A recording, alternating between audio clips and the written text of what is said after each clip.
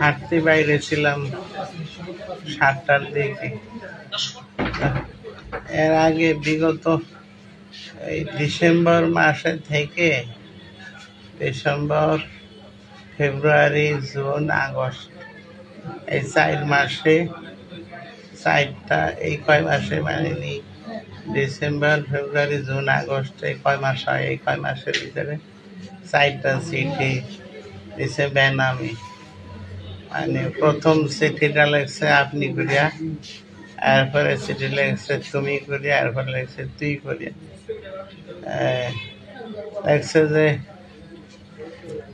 তুই আমাদের কথা মোতাবেক এই অখণ্ড ভারত মাতার পক্ষে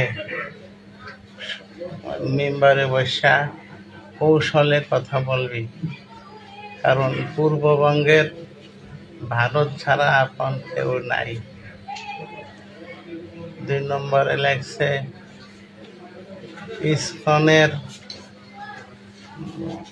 মহাপ্রভু চিন্ময় কৃষ্ণ মহাপ্রভুর জামিনের ব্যাপারে কৌশলে কথা বলবি, বলবি যে তাকে আটকে রাখা ঠিক হচ্ছে না। এরপরে 3 নম্বরে লেগছে হইল এই পূর্ববঙ্গের সব ধর্মভিত্তিক দল বিএনপি, এনসিপি এদের সকলের বিরুদ্ধে মেম্বারে বসা কৌশলে কথা বলবি। এনসিপি বাংলাদেশের, এনসিপি পূর্ববঙ্গের 1 নম্বর শত্রু। 3 নম্বর। 4 নম্বরে লেগছে যে তুই কৌশলে মেম্বারে বসা এই মাসালা দিবি যে মুসলমান মেয়েরা হিন্দু ছেলেদের সাথে প্রেমে বাধা নেই। এই আমাদের কথা মতো এই 4টা কথা বলবি, আর না হলে তোর মৃত্যুদণ্ড দেওয়া হবে। এরপরে এই 4টা চিঠি আমি বেনামি, যেহেতু এই উড়ো চিঠি এই সিরিয়া ফেলাই দিছি, এবারে বলি নাই গন্ডগোল লাগবে, খালি ঝামেলা করে লাগবে। আর জানতাম আমার এক প্রস্তাব বলছিল যে উড়ো চিঠিতে গান দিতে হয় না, এলে আরো বেশি করিয়া 4টা ধরে।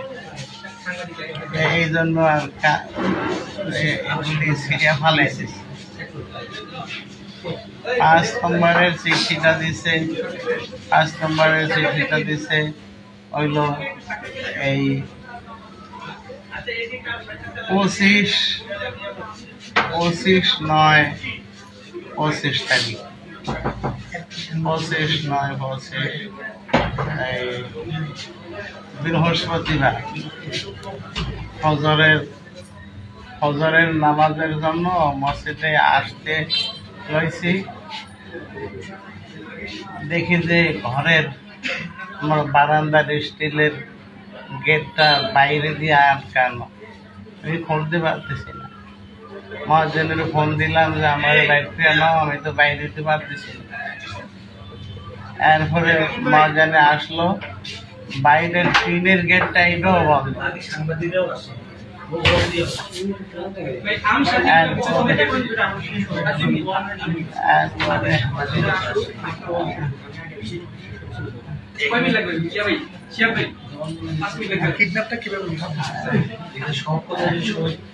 এরপরে এই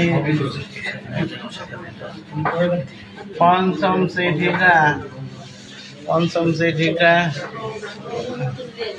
সেক্রেটারি, ক্যাশিয়ার আর আমার 3 জনের লক্ষ্য করিয়া লাগছে যে তোরা এগুলি ঠিকঠাক মতো আমাদের কথা মতো করবি, তোদের ক্ষতি বেড়ে এইভাবে এইভাবে বলতে বল,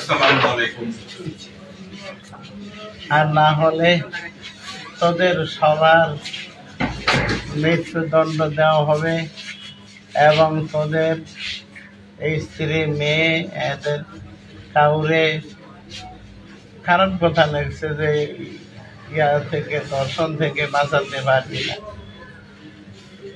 আর লাগছে যে এবার তোদের খতিবের ঘরে পেট্রোলের আগুন ধরবে।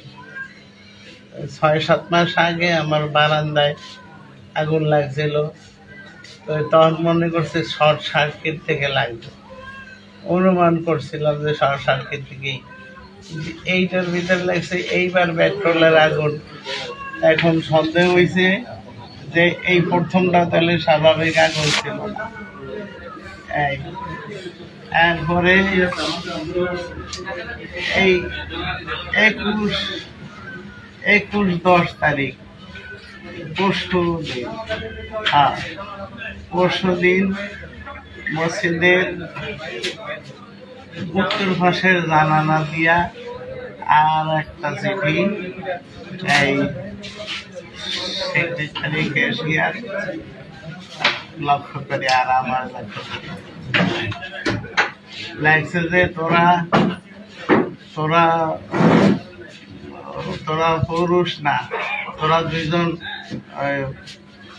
খারাপ কথা লাগছে যে তোরা পুরুষ না, তোদের তোদের তোরা তোরা হিজড়া, তোরা হিজড়া লাগছে। আর কি জানি লাগছে যে তোরা তোদের ক্ষতি বেড়ে চাপ দিয়া এখনো রাজি করতে পারলি না, তাই তোরা এখন তোরা আমার লাগছে যে তোরা তাহলে চাপ দিছ কি না ও বলতে পারি না, তবে তোরা এখন আশঙ্কা মুক্ত বা ঝুঁকি মুক্ত কি লাগছে সেক্রেটারি ক্যাশিয়ারের। এরপর লাগছে তবে তোদের খতিব শেষ, তোদের খতিব শেষ।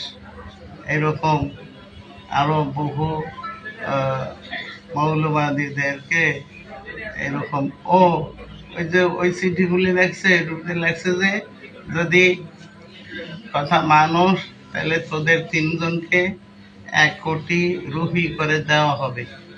তোদের খতিব 6 মাস পর্যন্ত মেম্বারে বসা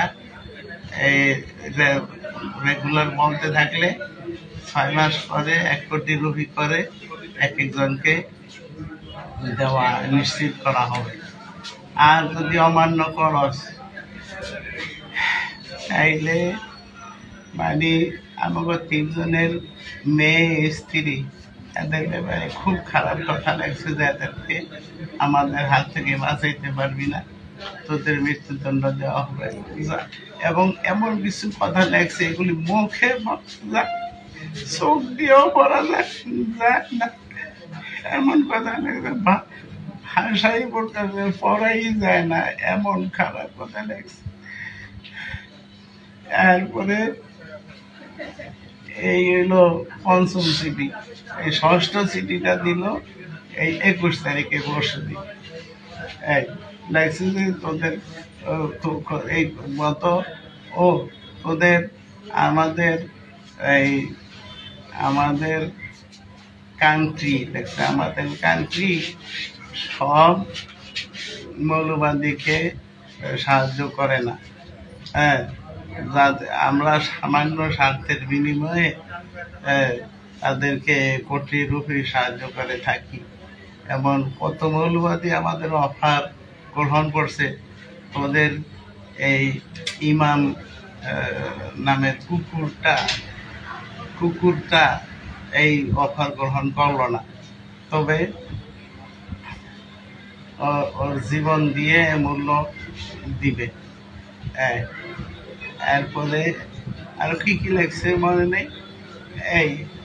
এরপরে তো আমি কালকে 7টার দিকে হাঁটতে বাইরেছি, আমাদের মাজু খান ব্রিজ পার হইয়া ওখানে আমার পরেই একটা অ্যাম্বুলেন্স এমনভাবে বাম দিকে চাপ দিয়া দাঁড়াইছে, আমি হাঁটতেছিলাম, সামনের দরজাটা খোলার সাথে সাথে এমনি একদম চাপিয়ে খেলাইছে, কোনো রাস্তাই নাই, এখানে ব্লক করে ফেলাইছে। সাথে সাথে একটা কি জনের রুমাল না কাগজ নাকি মুখে ধরছে, একজনের পিছন থেকে একজনে পিছনের দরজা খুলিয়া এমন জোরে থাপ্পড় দিছে 2-3টা। আমার এইখানে ব্রেন টিউমার অপারেশন হয়েছে এই 9%। এই অপারেশনের জায়গায় কান সহ কান বন্ধ হয়ে গেছে, কান দিয়ে কিছু শুনি না। আর আর দেখি যে এখন ওই আঘাতের কারণে আর ওই কি জানি নাকের কাছে অক্সিজেনের মতো একটু গ্রান, কি জানি একটা গ্রানে আমি আর বলতে পারি না। শেষে এই চলতেই আছে, কালকে সারাদিন চলছে। আমি যখন একটু ভিতর দিয়েই আমার চোখ বাঁধতে পারেছি কালো কাপড় দিয়ে, আমি একটু এই ডাইন ইয়া দিয়ে উপরে তখন আবার প্রচন্ড থাপ্পড় দিয়া নাকের কাছে কি দিই, আবার আমি আর কিছু বলতে পারি না। শেষে কয়েক ঘন্টা পর এরকম করে, আমি শেষে আর চেষ্টা করি না, যে চেষ্টা করলে আমার মারে, আমি আর চেষ্টা করি না। এরপরে এর ভিতরে চলতে যে আছে চেতনই নেই, যে কই নেই, কি নেয়, কি করে আমার আমি জানি না। এরপরে এখানে আসার পরে এই গাড়িটা রাস্তার কিনারে দাঁড়া করে আমার গাড়ি থেকে ফালাইয়া এরপরে গাড়িটার আড়ালে লয়ে গেছে। তারপরে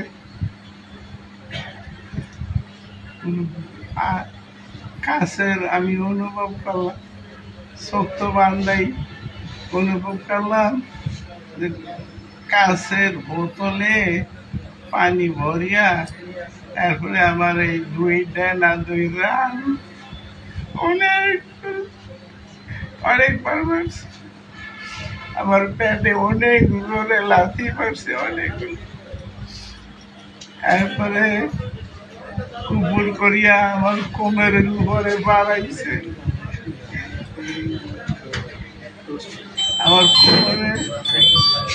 আমার কোমরে অনেক ব্যথা। সরকার কেন অসুস্থ, আমার পায়ে জামা খুলে বাড়াইছে।